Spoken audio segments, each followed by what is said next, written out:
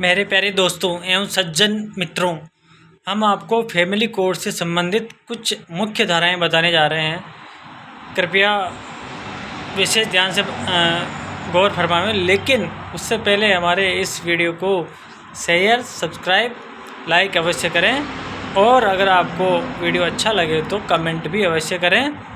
तो मुख्य रूप से जो हिंदू मैरिज एक्ट की जो कुछ धाराएँ हैं, हिंदू मैरिज एक्ट की कुछ धाराएं हैं जो अधिकतर फैमिली कोर्ट में चलती है।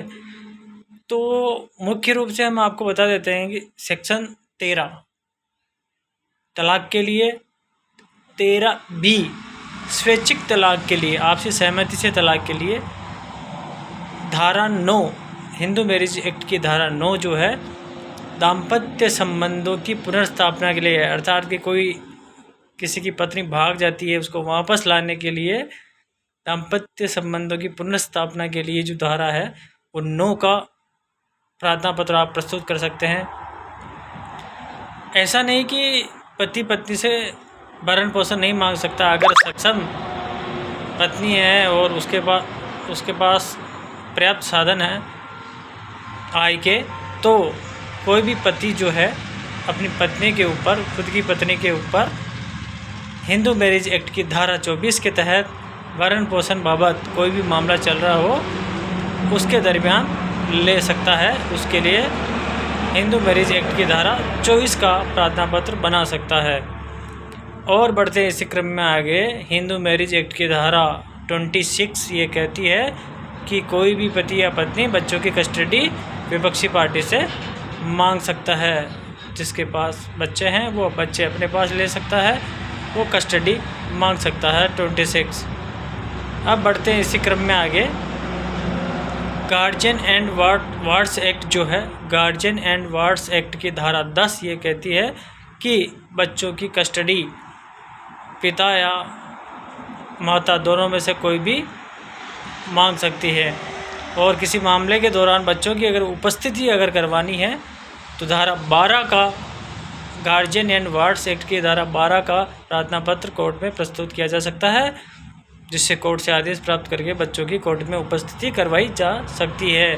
या जिसके पास बच्चे हैं वो स्वैच्छिक इच्छा से जहां पर बच्चे उपस्थित करा सके उस संबंध में आदेश दे सकते हैं।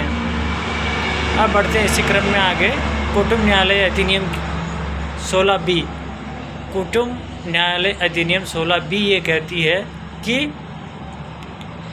प्रार्थना पत्र में वर्णित किसी भी पक्षकार को, किसी भी पक्षकार के आवेदन पर या किसी भी व्यक्ति का उसमें वर्णन है तो कोर्ट अगर उचित समझे तो कोई भी पक्षकार अगर ये निवेदन करे कि 16B के तहत उस व्यक्ति को बुला करके पूछताछ या उसके शपथ पत्र पर बयान करवाए जा सकते हैं कोर्ट के आदेश के बाद।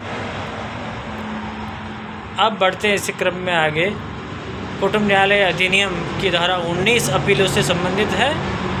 कुटुंब न्यायालय की धारा 19 अपीलों से संबंधित है। ये मुख्य रूप से फैमिली कोर्ट्स में चलने वाले अधिकतर जो धाराएं हैं, हमने मुख्य धाराएं आपको बताई है, शेष धाराएं आपको बाद में बताएंगे। लेकिन ये जो मुख्य धाराएं हैं, हिंदू मैरिज एक्ट की 13B, 9, 24, 26 और GNW अर्थात गार्जियन एंड वार्ड्स एक्ट की धारा 10 और 12 और कुटुंब न्यायालय अधिनियम की धारा जो है 16B और अपीलीय धारा 19 के बारे में हमने आपको जिक्र किया। थैंक यू दोस्तों, बने रहे हमारे साथ और सब्सक्राइब करना न भूलें। लेकिन कोई भी धारा यूज करने से पहले एक बार किताबी ज्ञान आप स्वयं अध्ययन करें, ये सिर्फ जानकारी के लिए है। और आपका प्यार में कमेंट बॉक्स में मिलता रहे, शेयर करना न भूलें। Thank you.